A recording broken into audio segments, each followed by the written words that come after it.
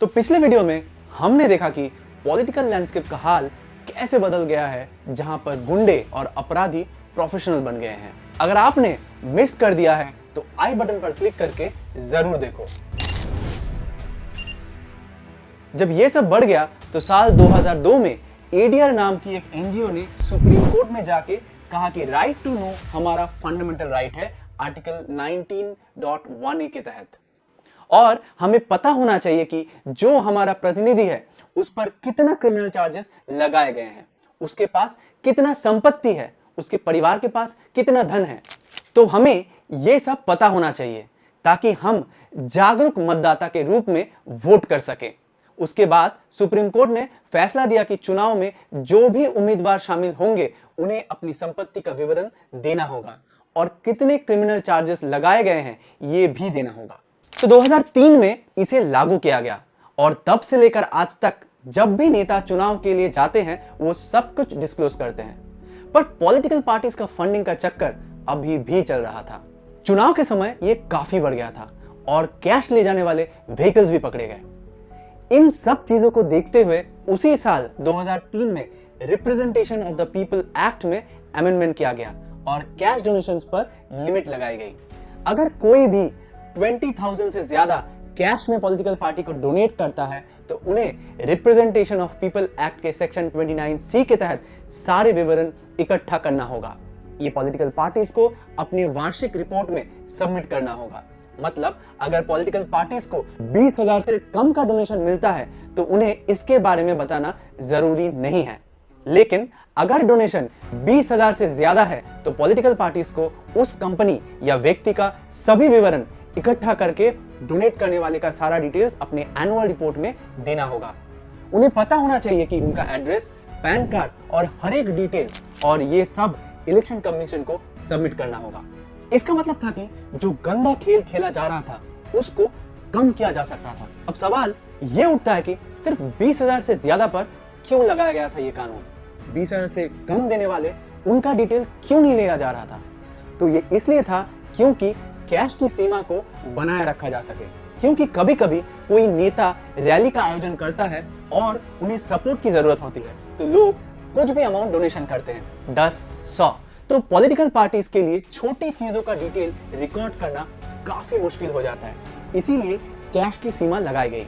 पहले तो वो 20,000 थी, पर जब इलेक्टोरल बॉन्ड्स आए तब वो बदलकर 2,000 में कर दिया गया और आगे भी हम इस पर बात करेंगे।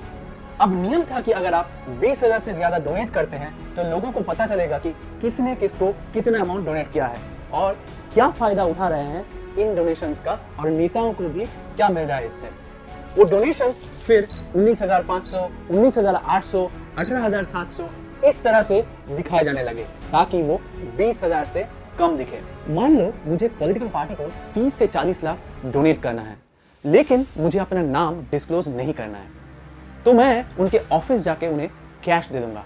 पॉलिटिकल पार्टी को बस रिसीट्स काटना है, 19,800, 19,200, 18,400, जो भी उन्हें पसंद आए, बस 20,000 से कम रखना है।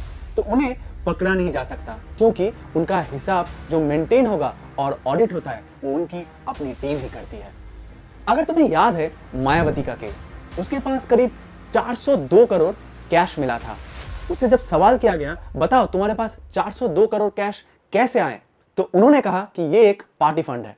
फिर उससे पूछा गया कि पार्टी फंड हो या ना हो, बताओ नाम किसने दिए। उसने कहा कि ये सारी डोनेशंस 20,000 की कम की थी, जो कि 402 करोड़ तक हो गई है। तो 20,000 की सीमा ने कई सवालों का सामना करवाया। इससे और भी एक चीज हुई कि कुछ नेता अपनी जेब में भी कुछ पैसे रखने लगे। मान लो किसी पार्टी को 800 करोड़ का चंदा मिला है तो नेता 400 करोड़ पार्टी फंड में दे देता है और बाकी के 400 करोड़ स्विस बैंक अकाउंट में ट्रांसफर कर लेता है। पूरा सिस्टम काला धन के लपेटे में आ जाता है। इंडिया डिजिटल पेमेंट्स में नंबर 1 थी। उसने खुद को कैश और काला धन का शिकार बना लिया था। पॉलिटिकल पार्टीज के बुक्स और जो उन्हें मिलता है उनका एनुअल ऑडिट होता है। इलेक्शन कमीशन ने सालों से इस पर काबू पाने की काफी कोशिश की है, क्योंकि जो पैसा वो पार्टीज पाते हैं डोनेशन अकाउंट्स में वो पब्लिक मनी है। इसीलिए उनका ऑडिट सीएजी के सुझाव के पैनल द्वारा होना चाहिए। लेकिन पॉलिटिकल पार्टीज खुद ही अपना ऑडिट करते हैं और कहते हैं कि हमने ये चीजें ली हैं और हमने कुछ गलत नहीं किया है। इसका मतलब बिल्ली ही दूध की रखवाली कर रही है। तो सारी पॉलिटिकल पार्टीज ये चीजें ठीक करने की कोशिश नहीं करते हैं, लेकिन उन्होंने इस तरह के मामले पर मिलकर काम किया है। तुम्हें एक भी पार्टी नहीं मिलेगा जो कहे कि अगर हम सत्ते में आए तो हम अपना बैंक अकाउंट का स्टेटमेंट डिस्क्लोज करेंगे, सारे डोनेशंस का विवरण हम सबके नाम के साथ खोल देंगे। कोई भी ये नहीं कहता है। तो ये एक चीज थी जिसे कोई डिस्क्लोज नहीं करना चाहता है। फिर अगर तुम्हें याद है, मैंने शुरुआत में बताया था कि सरकार ने FCRA एक्ट 1976 लगाया था। एक्ट को 26 सितंबर को हटा दिया गया और FCRA एक्ट 2010 नया कानून लागू किया गया। और इस नए FCRA एक्ट 2010 के तहत सेक्शन 54(1) के अंतर्गत पुराना FCRA एक्ट 1976 हटा दिया गया था। ये जरूरी था क्योंकि इसमें कोई संशोधन नहीं था। फिर 2 साल बाद जनवरी 2013 में ADR, जो कि एक NGO है जिसका जिक्र मैंने पहले भी किया था, association for democratic reforms, notice किया कि 2 कंपनीज स्टेरिलाइट इंडस्ट्रीज लिमिटेड और सेसा गोवा लिमिटेड ने भारत में एक इलेक्टोरल ट्रस्ट बनाया है और बीजेपी और कांग्रेस दोनों को करोड़ों रुपए डोनेट किए हैं। तो ADR को इस पर संदेह हुआ। उन्होंने इसके बारे में जानकारी प्राप्त करने की कोशिश की। उन्हें पता चला कि ये 2 कंपनीज जो कि इलेक्टोरल बॉन्ड्स बनाकर डोनेट कर रही थी, उनका कंट्रोलिंग पेरेंट कंपनी एक ब्रिटिश कंपनी है जिसका नाम है वेदांता। उसका हेड ऑफिस लंदन और वेल्स में है और स्टेरिलाइट और सेसा जो डोनेट कर रहे थे, उनके पास 50% से ज्यादा शेयर्स एक ब्रिटिश कंपनी ने एक्वायर किया है। इसका मतलब डोनेशंस भारत के बाहर से दिया गया था, बीजेपी और कांग्रेस दोनों पार्टीज को। इसीलिए FCRA एक्ट के अनुसार ये एक अपराध था। तो ADR ने दिल्ली हाईकोर्ट में PIL फाइल किया कि बीजेपी और कांग्रेस देश के कानून को तोड़ रहे हैं और बाहर से पैसे ले रहे हैं, उनके खिलाफ कार्रवाई होना चाहिए। जब ये मामला अदालत तक पहुंचा तो ADR के पास 2 वकील थे और बीजेपी के साथ कांग्रेस ने देश के 12 सबसे बड़े वकीलों का फौज बना लिया था। इस पूरे फैसले का एक कॉपी मैं लिंक बना के डिस्क्रिप्शन में डाल दूंगा, जरूर पढ़ो। अब सोचो, देश के 2 विपक्षी पार्टी जो हमेशा एक दूसरे के खिलाफ बात करते हैं, वो एक विशेष मामले में एक साथ जुड़ जाते हैं। ये मामला 1 साल तक चला और फिर 28 मार्च 2014 को हाईकोर्ट ने अपना फैसला सुनाया, जिसमें बीजेपी और कांग्रेस को फॉरेन फंडिंग लेने का आरोपी पाया गया। इन पॉलिटिकल पार्टीज ने रिप्रेजेंटेशन ऑफ पीपल्स एक्ट के सेक्शन 29D को तोड़ दिया था और अलग अलग अधिकारियों को उनके खिलाफ कार्रवाई करने का आदेश दिया था 6 महीने के अंदर। अब जबकि अदालत ने घोषित किया कार्रवाई तो होनी चाहिए थी, है ना, लेकिन बीजेपी और कांग्रेस ने हाथ मिला लिया और एक बिल पार्लियामेंट में पास कर दिया। इससे FCRA एक्ट 2010 को संशोधित किया गया और इसके साथ फॉरेन कंपनी का डेफिनेशन को बदल दिया गया। ब्रिटिश कंपनी से लिया गया अनकंट्रोल्ड पॉलिटिकल फंडिंग को अब कानूनी माना गया था, लेकिन ADR हार नहीं मानने वाली थी। ADR फिर से हाईकोर्ट तक पहुंच गया और ये कानून बनाने वाले 2 पार्टीज के खिलाफ एक पिटीशन डाली कि ये 2 पार्टीज जो एक बिल को लागू किया है, FCRA का कानून बदल दिया है, लेकिन उन्होंने जो डोनेशंस लिया था वो 2010 से पहले का था। अब ये पॉलिटिकल पार्टीज फिर से मुसीबत में फंस गया था। उसके बाद देश में कुछ ऐसा संघर्ष होता है जो कभी किसी ने नहीं सोचा था। एक एक्ट जो कि मौजूद ही नहीं था, मतलब FCRA एक्ट 1976 जो पहले से हट चुकी थी, उन्होंने उसको संशोधित नहीं किया था बल्कि हटा दिया था। वो पार्लियामेंट में बिल के रूप में लाया गया और बदल दिया गया। इसके खिलाफ काफी हलचल हुई पर कोई भी कुछ नहीं कर सकता था। हमने 2 पॉलिटिकल पार्टीज के बारे में बात किया है, लेकिन भारत में 6 बड़े राष्ट्रीय राजनीतिक पार्टीज हैं। 2013 में सेंट्रल इंफॉर्मेशन कमीशन या CIC ने घोषणा की अब सारे 6 पॉलिटिकल पार्टीज RTI के अंतर्गत लाए जाने चाहिए, ताकि जनता अगर चाहे तो इनके बारे में कोई भी जानकारी RTI दाखिल करके पा सकते हैं, जैसे कि वो पैसा कहां से लेते हैं या उन्हें पैसा कौन देता है, उन्हें कितना पैसा मिलता है, ये सब उन्हें आसानी से मिल सके। ये 6 पॉलिटिकल पार्टीज इसके खिलाफ एक साथ आए और सीधा इनको इनकार कर दिया। ADR के सुभाष चंद्र अग्रवाल ने इसके खिलाफ एक मुकदमा भी डाला था, जो अभी तक चल रहा है लेकिन कुछ नहीं हुआ है। यहाँ एक क्यूरियस एस्पेक्ट ये भी है कि जब उन्हें टैक्स में कोई फायदा चाहिए होता है तब वो पब्लिक प्रॉपर्टी बन जाते हैं, और जब उन्हें कानून का पालन करना होता है तब वो प्राइवेट व्यक्ति की तरह बिहेव करने लगते हैं।